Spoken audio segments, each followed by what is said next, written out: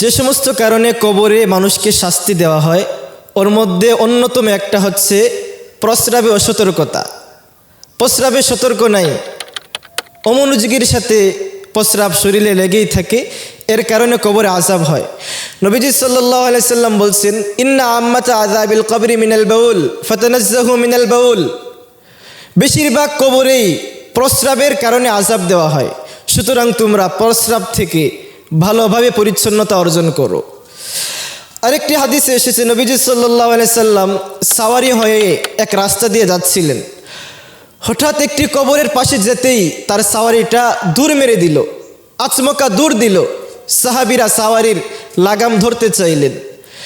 নবীজি বললেন, না, লাগাম ধরার প্রয়োজন নেই, তাকে ছেড়ে দাও, কারণ এই যে কবর আছে, এই কবরের বাসিন্দাকে এর ভেতরে আযাব দেওয়া হচ্ছে। বড় কোনো কারণে তাকে আযাব দেওয়া হচ্ছে না, সামান্য একটা কারণে আযাব হচ্ছে, সেটা হলো সে প্রস্রাব করার পর ভালোভাবে পবিত্রতা অর্জন করত না। এজন্য আমাদের অনেক মানুষ আছে আমাদের দুনিয়ায়, আমাদের দেশে মুসলিম, প্রস্রাব থেকে পরিচ্ছন্নতা লাভ করে না।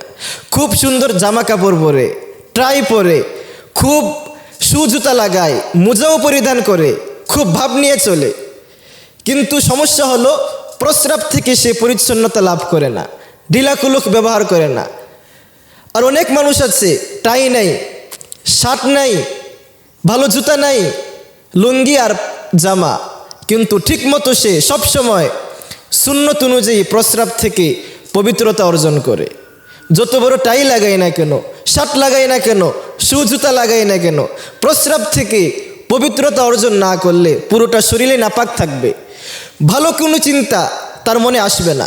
এটা কীভাবে সম্ভব যে একজন মানুষ সর্বদা চলবে হাঁটবে অথচ তার শরীরে প্রস্রাব লেগে আছে, অপবিত্রতা তার শরীরে আছে?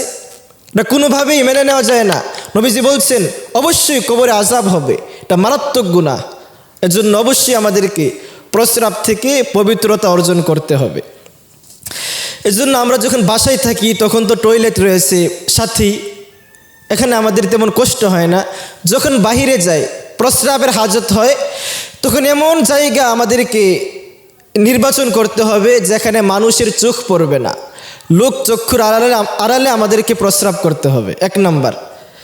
2 নম্বর, এমন জায়গা নির্ধারণ করতে হবে যে জায়গাটা নরম, প্রস্রাবের ছিটা আসবে না, এটাও প্রস্রাবের সতর্কতা। প্রস্রাব শেষ করার পর আমাকে অবশ্যই ঢিলা কুলুক ব্যবহার করতেই হবে। যদি না করি তাহলে ছোট্ট ছোট্ট ফুটা আসবে এবং আমার জামা কাপড় নাপাক হবেই হবে। এজন্য ঢিলা কুলুক ব্যবহার করে যতক্ষণ আমার মনে ইতমিনান না আসবে যে আমি মনে হয় এখনও পবিত্র হতে পারি নাই, ততক্ষণ ঢিলা কুলুক রাখতেই হবে। এরপর ইতমিনান আসার পর সেটা ফেলে দিতে হবে। প্রস্রাবে সতর্কতা না হলে কবরে আযাব হবে। এজন্য আমাদের সকলের উচিত এটা থেকে অবশ্যই বেঁচে থাকা।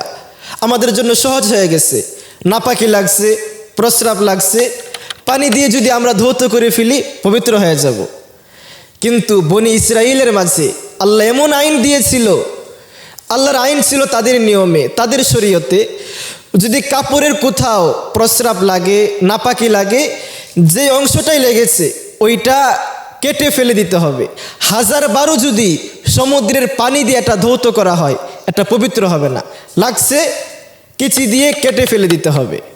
ওই নিয়মটা তাদের মাঝে ছিল আল্লাহর পক্ষ থেকে। কিন্তু তাদের এক লোক তাদেরকে বলল, ভাইরা আমার, যে প্রস্রাব যখন লাগবে, নাপাকি লাগবে, এটা কেটে ফেলার দরকার নেই, তোমরা কাজ করো, এটা ধুয়ে ফেলো, ধুয়ে ফেললে যথেষ্ট হবে। এই কথা বলার পর তার সম্প্রদায়ের লোকেরা তার কথার উপর আমল করতে লাগলো। নবীজি বলেন, ওই যে লোকটা তাদেরকে এই কথাটা বলছে, এর কারণে তাকে কবরে আযাব দেওয়া হচ্ছে। তাদের জন্য কত কঠিন ছিল, কেটে ফেলে দিতে হবে, আমাদের জন্য কত সহজ। আমি তো 100 বার না 1000 বার যদি লাগে, আমি যদি ধৌত করে ফেলি পরিষ্কার হয়ে যাবে।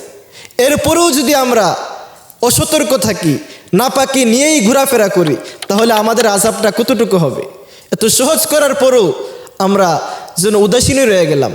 প্রিয় ভাইয়েরা আমার, আমাদের সকলকে প্রস্রাবের ক্ষেত্রে খুবই সতর্কতা অবলম্বন করতে হবে।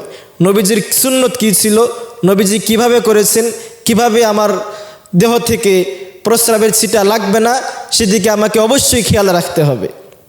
যদি আমরা প্রস্রাব থেকে পরিপূর্ণভাবে পরিষ্কার অর্জন করতে পারি, তাহলে আমাদের হৃদয়ে ভালো ভালো চিন্তা আসবে, কল্যাণের চিন্তা আসবে, আখিরাতের ফিকির আসবে, আমার দেহ মন সব কিছু পবিত্র থাকবে। আর যদি অসতর্ক থাকি, মনটা অপবিত্র থাকবে, দেহটাও অপবিত্র থাকবে। আল্লাহ আমাদের সকলকে প্রস্রাব থেকে সুন্দরভাবে পরিচ্ছন্নতা অর্জন করার তৌফিক দান করুন, আমিন।